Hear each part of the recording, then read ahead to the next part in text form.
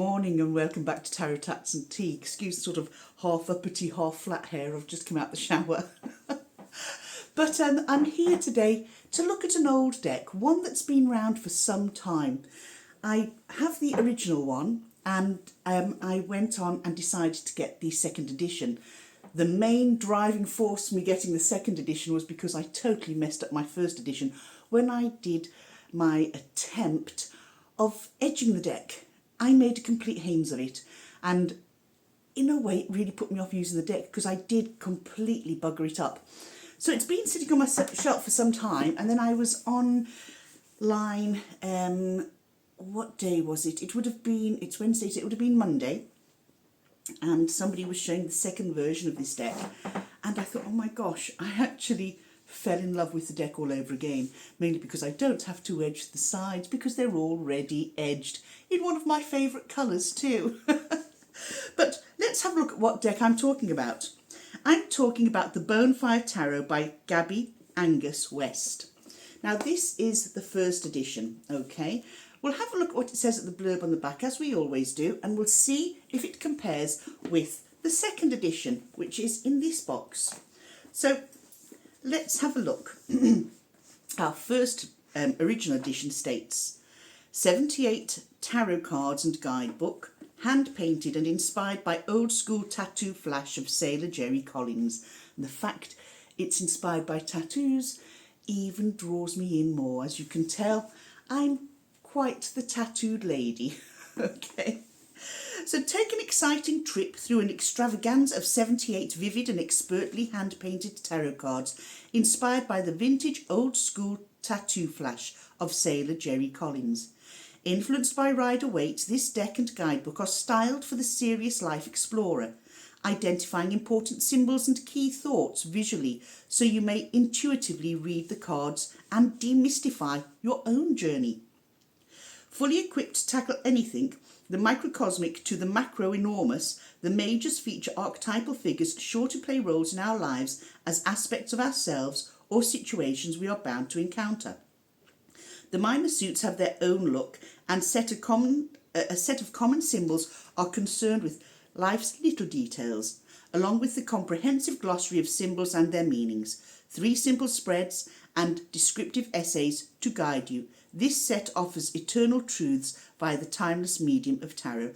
And this one was published by Red Feather, Schiffer. Okay, so it was Schiffer, and this other one is Red Feather. I think it's still Schiffer. I'm not 100% sure. But anyway, this is the first one. So let's just quickly have a quick peek in the box. It's one of those nice big boxes. It has the ribbons for hinges. It is a beautiful deck, but like I say, my own stupidity ruined it for me. It comes with a hefty book, a beautiful book, and one that's great to explore. Now, after I messed it up, it's been sitting on a shelf, so I haven't actually explored the book. My bad. But we'll just put it to one side for now. Now, the cards, the only thing I didn't like about this box is the fact the cards come in 2 piles like that. And I find when that happens, whenever you put your deck together, there's always a gap. It doesn't sit nicely together as a deck should. So what I did, I went and edged these. These had no edging on them at all. So I went and edged them in black. Nice. Yes, it looks nice initially when you don't look too close. It looks almost perfect. Okay. So I did edge them in black, but I used, now this is where we have to look at when you're bordering on that sort of fence of intellectual and stupid. I fell off onto the daft side, and I went and used an acrylic paint pen, which ensured that all the cards stuck together. However, I'm looking at it now, they're not stuck. It must have just, because it was wet. I actually think, oh my God, this deck is completely salvageable. I'm only just spotting that now. Oh my God. How delighted am I? Because when I did it, all this was see where it's all nice and glossy here? it was all matte and sticky with the paint. But now it just comes off. I might have just discovered that I did something really nice. You just have to leave your cards sitting around for a long, long time before they dry properly. They're not sticking together at all. Oh well, we'll keep that secret between us. I spent on another deck that I needn't have to. And the edging does look bloody lovely. Oh my God. Oh, I'm sorry, I grew up, Elaine. Right. So this is the original Bonefire. I'm still glad I've got both decks. I'm sorry. My chair's squeaking as well every time I laugh, which doesn't help. Oh, pull yourself together. Jesus, girl, what's wrong with you?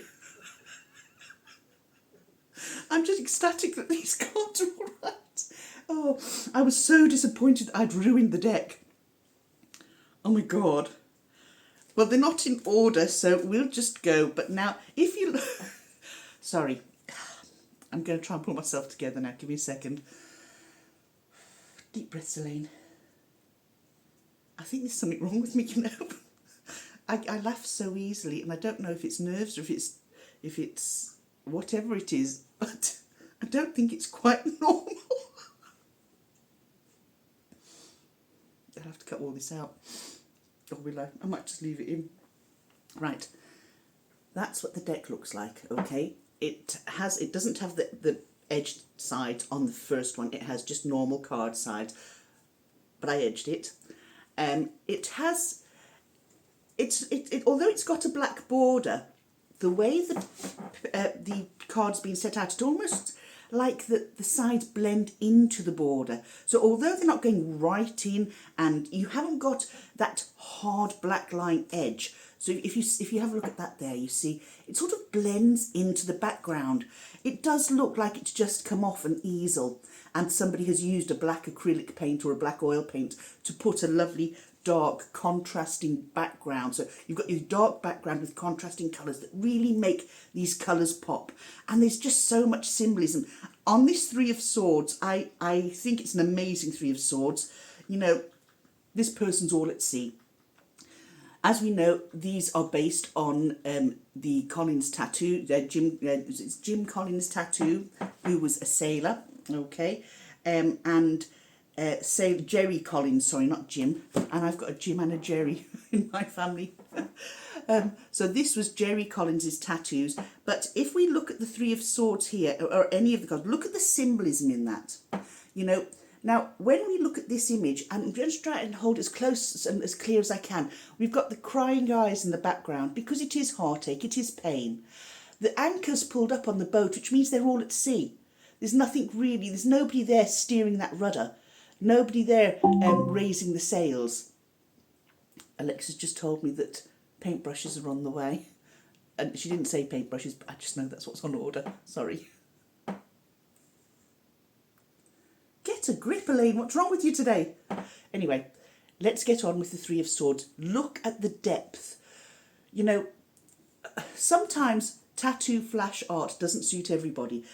And I sometimes wonder why not, because there is just so much meat on this card. You have the Three Swords, you have the heart that's pierced, you have the ship that has the maidenhead at the front, but on the ship, the anchor's pulled up and it's adrift. There's nobody actually steering the rudder of that boat. So it's somebody's heartbroken and they feel all at sea, they feel rudderless, they feel they're just having to try to go with the flow at this moment in time because their world has been upended. It's just so beautiful. On the side of the ship we have the bonfire images, we have a diamond and we have a rose. And like that, the roses, love, somebody's lost love, maybe they're financially bereft, maybe something disastrous has happened and it's set fire to their world, you know? And the tears and the hurt in the sky looking down, it's like could it be generational pain? Could it be generational hurt? Not necessarily something that's happened in the here and now, you know? Then we have the Seven of Cups. Just look at this. This is beautiful. I like this Seven of Cups because they're hot air balloons, but each of the choices, when we have choice to make, you've got them on the balloon. So you can see what this deck is like. It's stunning, okay? It's absolutely stunning. Now, I cannot tell you how happy I am today. It's like I've just been given a Christmas gift very, very early, or a birthday gift. Now let's pop over to this one. This is the second edition, and it comes in, again, it comes in the flip box, okay, but it's a magnet closing like the other. It's smaller, quite a bit smaller. I'll just put the deck there so I can show you the difference in size, okay. So you can see that it's still a big box, but smaller than that one there, okay. And it's a nice, hard, chunky box. We have the second edition book. Now this book here is just as chunky, okay, just slightly chunkier maybe, but the pages are smaller, okay. It's going to be very interesting when I go through these to see whether they stick to you know, absolutely the same interpretations of the card. Let's just have a quick peek. The blurb on the back of this box, sorry, before I go too much further. Roused by old school tattoo flash and outsider art, Bonefire Tarot 2nd edition brings you 78 energetic hand-painted tarot cards along with a cosy fireside companion book, including a comprehensive glossary of symbols, 3 simple spreads and a descriptive essays to guide you.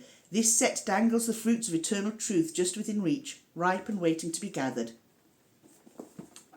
I tell you, very much supportive of the this first deck. I hope that is the Ace of Pentacles. Oh, it is Ace of Coins, because look at that. Isn't that a beauty? Can't wait to come across that card. Now, let's just pick the first card that's in the book, which is the Fool. So let's just go to the book here and find the Fool here.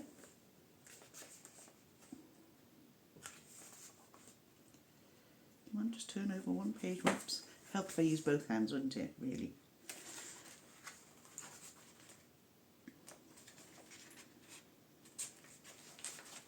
Come on, Elaine. Right, the Fool. Here we go. The desire to make dramatic changes, to transform and begin again, a period of self-discovery, embarking on self-improvement, beginning something with no inkling of the outcome, cleansing and renewal, being in possession of the right tools, but having no idea how to use them. So the initial description is really is the same as is the first paragraph here that I'm looking at. So yes, they've stuck pretty much to what there is, and if I come across many changes, I'll make a note of them and I'll get back to you about them. But, you know, it's nice to have a small one. That one would come with me in my handbag, okay? Whereas this one I would keep on my library. Now let's have a look at the meat, the deck. Now, here we go. This deck sits just in one tray. So that means no separation of cards. And you've guessed the colour, red. Now, just look. Don't they look absolutely delicious together? Now, the card size has shrunk. Okay, that's the original. This is the new one. So we can see that it's a good bit smaller. However, it's a good bit smaller because basically the card is the size of the image. The borders have been cut off, reducing the size of the card. Now, this, in a little way, is a bit of a disappointment because it does make the card smaller to hold. I'm a bit greedy. I like big cards, okay? It will be easier for people that prefer smaller cards. That's no problem. You know, it's Sam, what are you doing? Sam's rolling around on the sofa, having a fine old time. But there we go. The back there is in black and white, and it's in colour here on the new one. And we've got the one that had no edging, and then one with this edging. The two of them together are the same colour as my kitchen. Black and red. Yep, that's the colour of my kitchen. But I would have liked for them to have stretched the image to fit that size card. Now let's look at card stock. So I've got the Fool here, and I'm going to find the Fool in this one so we can make a proper comparison. So let's just have a quick look here. Here we are, it's not too far in. Now, card stock. Now, I usually have a problem with gloss, but not this time. That card actually feels sturdier. I know there's a, obviously I'm going to shine it into the window. You're going to have a glare back, but it's a lovely, lovely card. The colours seem brighter. They seem to pop off the page a bit more. This one is much smaller, as I say. It's just card. It's thicker card. It's it's nice, but I just feel that this one's a little sturdier. Maybe not. Yeah. That is less pliable. This is more pliable, but it just feels more to it. I also I prefer the brightness on this deck because this looks a little bit faded, as though it's been sitting in the sun. That's the only thing so far, and the fact that the size is so greatly reduced. So you can see the difference in shade. It's not a bad thing. It's not a bad thing at all. Some people don't like gloss. I do prefer gloss. I prefer matte, but I do prefer the colour on the gloss. And I don't find those glossy cards too problematic at all. Let's see what they're like to shuffle. Okay, these are quite nice to shuffle. Okay, they do slide from one to the other. There's no sticking together. There's, because these, the matte decks very rarely stick together. In fact, they slide from one hand to the other. Sam, can you quieten down, please, my love? Come on, hop up and say a quick hello. There you go. Here's Sam. Sam and Sal were at the groomers Monday, and Sally already looks messy. She's the hefty little tank of the family, aren't you, Sal? Come on, mucky face. Come on, let your sister get up for a bit, Sam. Come on, jump down. Good boy. Come on, Sam, say hello. A quick hello, and then you can leave me in peace. Come on. Oh, come here, chunky monkey. Oh, look at her face, all messy. But I still love you. Go on. Right, go and play. Go and sit on your chair in the hallway, and I'll be with you in a minute. So they do shuffle nicely. Yes, look at that ace. I love the ace of coins, and I love the keyhole at the top here, right? That's sort of like, this is the key, handing you everything that you need to go forward. You've got the ace, the fruit is blossoming. You've got the seasons here. You've got your blossoms. So you've got spring, summer, autumn and winter. Yep, so spring with the cherry blossoms, summer with the fruits, autumn with the leaves dropping, and winter with the snow and the bare branches. You've a diamond in the middle because, diamonds come from the earth. It's an earthy deck. And, normally when you come across something like this is telling you that things are going in the right direction, okay? This is handing you the key to open up the rest of the reading. The rest, giving you the yes to go ahead with your plans, etc. So this is a lovely deck, but like I say, the watered down brightness is a little bit of a disappointment because, this is like so bright. It is so bright. Let's find the Ace of Pentacles here and see what that gives us. Come on. Oh, here we go. Now, if you look at this now, it's coins. Sorry, I keep using the term pentacles. They actually use the term coins in this deck. Look at the difference. Now, another thing that I feel, because of the brightness, it actually makes the image look a little bit diminished.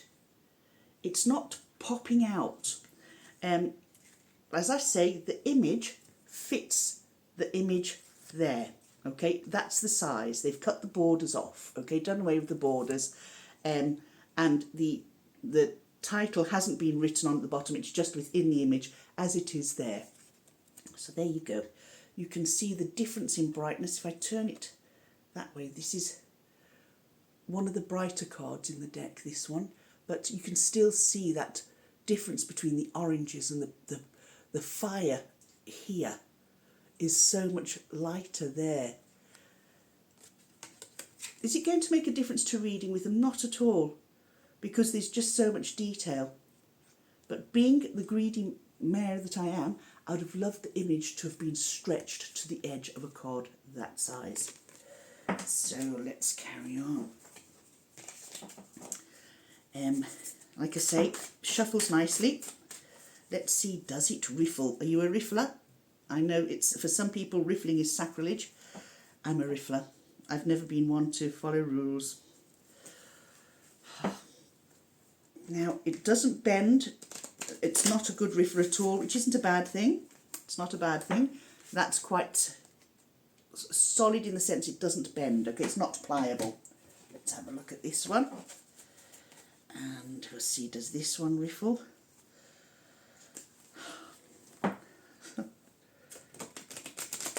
It does, but again, it's not. I wouldn't riffle this deck. No, it's not particularly a riffler. But we can still see, you know, it falls to the centre there, with where it's split in two. It doesn't matter where you put it; it always seems to have a split because of the box that it's in. But it's such a beautiful deck, and it's one that I have ignored on my shelf because of my own faux pas. Now all I need to do is get a wet wipe and just go along the edge of the glossy side of the card and take off the dried acrylic. And never use an acrylic to edge again, Elaine Murphy. So that's that. That is the original Bonefire Tarot.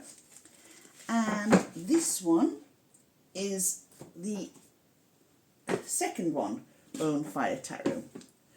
Okay, there we go, the red edging. It is gorgeous, absolutely gorgeous.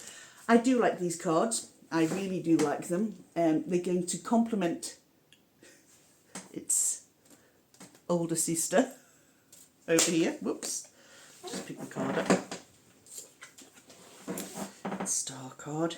Yes, it is going to be an absolute star, a good one to work with. So there we go, the two decks. Like I say, the main differences are the size of the card, the edging of the card stock, and the muted tones used in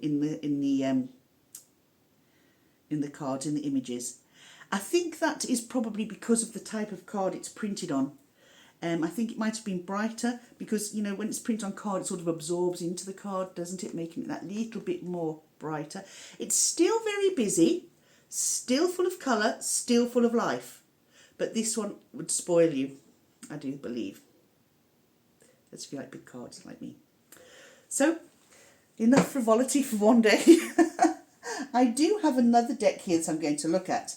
It's another one that I ordered, and again, it's something that I thought, right, I'm really going to enjoy this. But do you know something? To my shame, I actually had put it on my shelf, and when I had a change around, everything was moved, and this was pushed to the back. And to be honest with you, it's been overlooked, and it's not fair. It's not even been given a chance. So I've taken these three decks out now because I'm going to try and work with these three in particular. Why am I working with two decks that are exactly the same? Well, you know, two different editions of the one deck. And the reason I'm going to do that is because some of the spreads that I'm going to be working with are going to require more than one deck. And I want to work with those two because with it being a large spread and two cards, something might need to be said to me to reinforce the card that's already there. It might need to say 2 strengths. You're going to need twice the strength that you had last month to cope with the next month going forward. That type of thing, okay? So that's what I'm going to do there. Now this deck that I've got here, I actually think it will complement the Bonefire Tarot.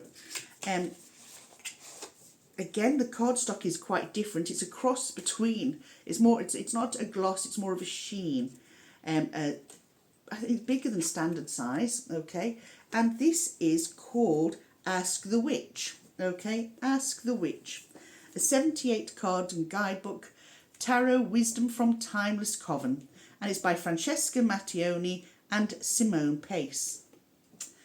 Okay, the blurb on the back: the witches in the deck are wild old ladies, ancient fairies, decadent goddesses, nocturnal creatures, ladies of chaos, girls of destiny, and intrepid explorers who come from various traditions, beyond the mist or under the moon, to welcome the questions of passers-by.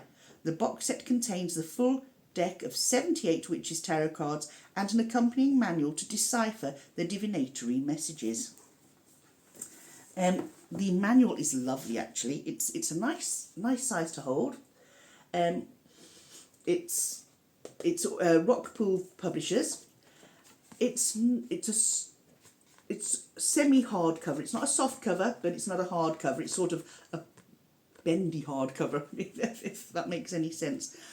Let's just take a quick look at the Fool here. And the reason I'm looking at this, I just want to show you now, the Fool images here. We've then got the witch is called Crazy Jane here. Now, it gives you the interpretation of the card, but then it gives you the witch's spells underneath. Positive, so it's potential, it's positive, upright, potential, innocence, imagination, freedom. If it's reversed, negative, it's I don't like calling positive and negative, upright and reversed, aimless, superficiality and thoughtlessness. Next door to the home of the Irish poet and magician William Butler Yeats lived an elderly woman who was a bit mad. Because of her age and her mental state, she was very straightforward in expressing her thoughts. She was the poet's inspiration when he created the figure of Crazy Jane, the central character in a series of poems. She was an old, promiscuous witch-like, infantile and daring. She spoke to God above her love and fiercely addressed the bishop. She spoke to God about her love and fiercely addressed the bishop. The symbol of conformity and morality, fair and foul are near of kin, and fair needs foul, she told him in one poem. For nothing can be soul or whole. That has not been rent. In other words, to exist means being willing to become unexpected things as well as their opposite, and to discover beauty where most see uselessness. Knowing that rips and wounds, let the light come in. This extraordinary lady of the vagabonds is our introduction to the card of the Fool, the free and infinite potential in each of us. She is the forerunner of the witches, goddesses and woman we will meet, and she holds them all in her rags, just as the number 0 holds all the other numbers in its cosmic circle. Jane seems to sing out, recognise the magic in rivulets, in the patterns in the dust and in the stubborn trust that the heart has in life. There is a fragile between the sky and the earth, a game of leaves in the wind.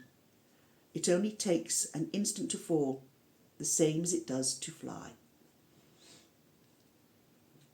I like that where it says rips and tears, rips and wounds, let the light in. It's very true, So this looks at both our shadow side and our light side, okay? It's a deck that is quite beautiful, actually. It's in its simplicity. There's a beauty in its simplicity. Here we have the Page of Cups. That's the back. It's a maze on the back. This is our 10 of Cups. And you can see that it is based on the Rider-Waite-Smith system. Our 4 of Pentacles. And our 8 of Swords. Okay, so you can actually see what I like about the Queen of Cups. This is seeing the Queen of Cups from a completely different angle. We don't usually see this. The Queen of Cups, as we know, the cups, the King and Queen are surrounded by the ocean. We just see a tiny bit of it. But look at this. The Queen's throne is on a whale. And you've got a ship sailing in the background. And it's almost like saying that, our Queen here doesn't look too happy. She looks well, she would be more like the crone, wouldn't she? That aged, wiser person. And it's almost as she needs lifting, she needs holding up in her fragility of age as opposed to her weakness of mind, do you know? It's there's so much in here. The support, all these are fishes underneath, which also gives rise to me feeling that it's support, uplifting, and that albeit we might be that wise old crone, we might be there to guide others on their way, we're also there, you know, we need the help from those that are coming behind us, those that are you know, that we have helped throughout their lives. Yes, come to us for the wisdom and the help and the guidance, but sometimes we too need help being held up by those that are stronger. Okay? The Sun is quite a phenomenal card because we don't have the child on horseback in here. We have a child running through a field of sunflowers, but we have like an Egyptian god in the heart of the sun. The Magician. Sal. I love the Chariot. Look at the Chariot. Talk about being leading others, driving your own path, forging ahead. The Wheel of Fortune is really nice because we have the Wheel of Fortune here, but it reminds me of the three witches in Macbeth. They're not over a cauldron, they're over a spinning wheel, which also brings to mind Sleeping Beauty in a sense. But we've got three women here spinning wool, helping each other, but they're all blind. You can't see their eyes. Which puts me in mind of the witches in one of the films that I've seen. What was it called? Not Jason the Argonauts. It might be Jason the Argonauts. Is it Jason the Argonauts? It's one of those type of films where he has to get past the witches to find Medusa. These are lovely cards. You can see so much in them, you know. It's look at Judgment. Judgment is like handing gifts. So you have to look what, you know, Judgment is there, you know.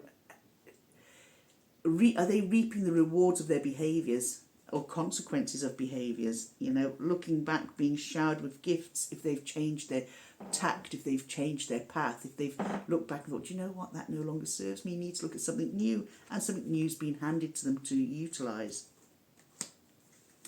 So this is, like I say, this is the Ask the Witch tarot deck. It's a similar cardstock to this Bonefire. Okay, it's not as glossy. It's more of a sheen, and it's more Rider-Waite looking. Okay, all these are based on the Rider-Waite deck, as we know, but they have their own quirks. Look at the King of Pentacles. Look at that, carving his mark into the tree. Sounds nobody there. So, that's that. Those are the three decks that I've looked at today, comparing a first edition with the second edition of the Bonefire and the Ask the Witch tarot. So I hope you've enjoyed this. Sorry for my fits of laughter. I can't quite believe that the deck is looking as brilliantly as it is. I made such a mess of it. I didn't touch it after that. All these years it has sat there. I'm a fool sometimes. Anyway, whatever you're doing today, have a lovely day. I'm going off to meet my friend for lunch in just over an hour, and then getting on with my preparation for tomorrow night's live with Brian Cormac Carr. We will be here on Tarot Tats and Tea looking at tarot spreads with a focus on the ACEs spread that has been created by Brian to help entrepreneurs and people involved in projects. I think it's more to help entrepreneurs, but then I'll be also sharing with you how I use Brian's spread. I think it's great, and I'm sure you'll think so too. Take care. Hopefully see you tomorrow's live, 7 p.m, the 12th of June, and it's GMT, Greenwich Mean Time, GMT. So I'm not sure what that will be in wherever you are in the world. Around about 3 o'clock-ish in some parts of the USA, I believe. But hopefully I'll see you there, and have a good day. Bye now.